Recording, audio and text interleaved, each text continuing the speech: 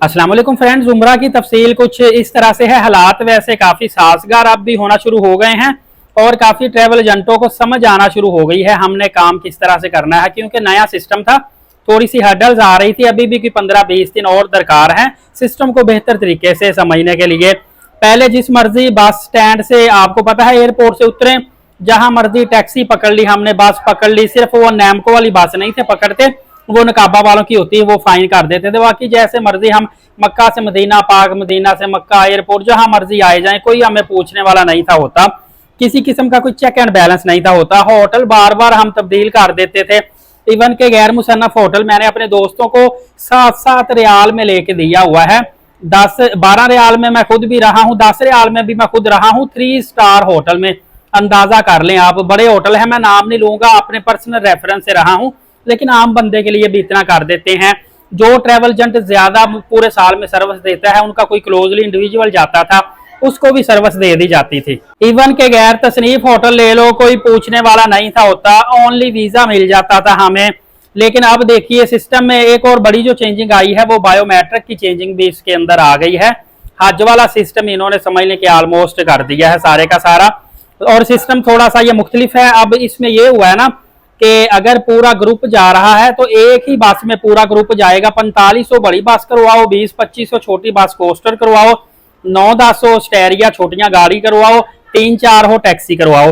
इस तरीके से जो जितने आप कम लोग होते जाएंगे वीजा महंगा होता जाएगा, जितने आप ज्यादा लोग होते जाएंगे वीजा सस्ता होता जाएगा, क्योंकि उतने ज्यादा बंदों पे डिवाइड होता जाएगा।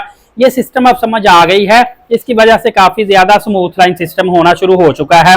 इसके अलावा ये है इसमें कि आपको सिस्टम को फॉलो करना पड़ेगा। जिन्होंने फॉलो नहीं करना उनके लिए ये मुश्किल चीजें हैं, क्योंकि जो आपका वाउचर निकलेगा उसके मुताबिक आपकी एयरलाइन टिकट, फ्लाइट, डेट वगैरह ये भी सारे का सारा मेंशन होना होगा।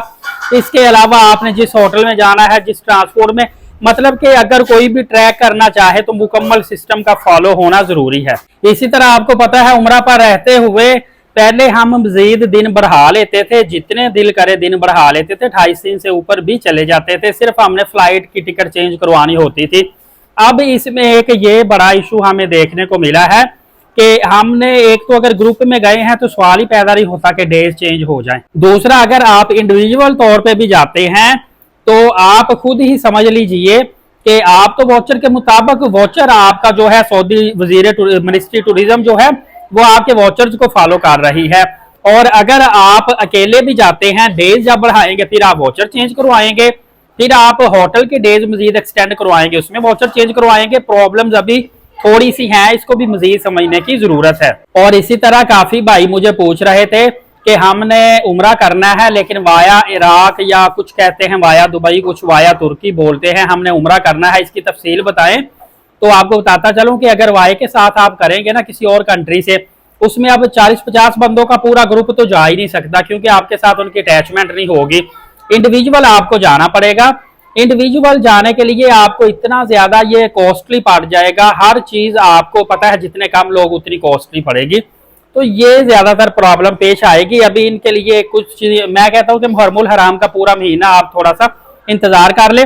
इसके अलावा आपको पता है उम्रा ज़ायरीन ने अगर कानून की खिलाफ वर्जी की, इनके खिलाफ भारी जुर्माना भी हो सकता है, डिपोर्टेशन भी हो सकती है, पासपोर्ट बैन भी हो सकता है, इवन के इनके शिरके को जुर्माना भी हो सकता है। तो इसी तरह जो दोस्त पूछते हैं कि क्या हम अकेले जाएं या ग्रुप में जाएं, तो शटल होटल ले ले हम दूर का, वो हमें सही रहेगा। तो दोस्तों जो शटल होटल है वो उनको सही रहता है। अगर आप किसी अच्छे शिरके का वीजा लगवाते हैं ना, जिनकी ट्रांसपोर्ट काफी ज्यादा है, तो जाहिर है ट्रांसपोर्ट ज्यादा होंगी तो ऑटोमेटिक उनकी सर्विस भी अच्छी होगी, उसमें आपको बर वक्त ट्रांसपोर्ट मिलेगी। एक बात का ख्याल रखें, मक्का पाक में शटल होटल चल जाता है, मदीना पाक में नहीं चलता। मदीना पाक में शटल होटल आपको टोटल नुकसान है।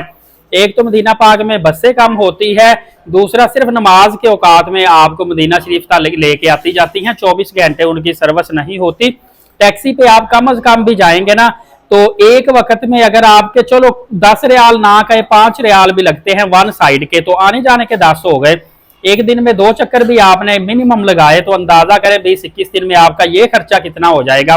ये खर्चा बेहतर है या इसमें से आधे पैसे दे के होटल करीब लेना बेहतर है? इसी तरह कुछ ऐसे दोस्त भी हैं जिनके उम्रा वीजा पर अभी तक एरर आ रहा है, नॉट इशूइंग आ रहा है, वीजा इशू नहीं हो रहा, या सेंड टू एम्बेसी केसेस आ रहे हैं।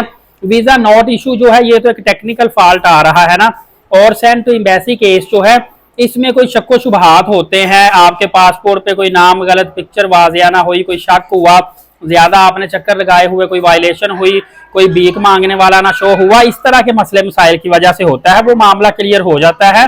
नोट इशूइंग पे आपको देखना पड़ेगा क्या टेक्निकल एरर आ रहा है। काफी मामला की ट्रैवल एजेंटों को समझ आ गई है, मजीद मेरे अंदाजे से 1 महीना और दरकार है, उसके बाद सिस्टम सारे का सारा स्मूथ हो जाएगा और इंशाअल्लाह अजीज पहले की तरह हर चीज नॉर्मल हो जाएगी। दुआ है अल्लाह ताला मेरे सब्सक्राइबर मेरे व्यूवर्स को बार बार बाद उम्रा की और हज की सआदत नसीब अता फरमाए। आमीन लाजमी लिख दीजिएगा, क्या पता किसका आमीन कबूल हो जाए। नमाज कायम करें, नबी पाक सल्लल्लाहु अलैहि वसल्लम पे रोजाना कसरत से दुरूद पाक और कुरान करीम की तिलावत किया करें। चैनल को सब्सक्राइब लाजमी कर लीजिएगा। बहुत शुक्रिया, इजाजत दे, जज़ाकल्लाह।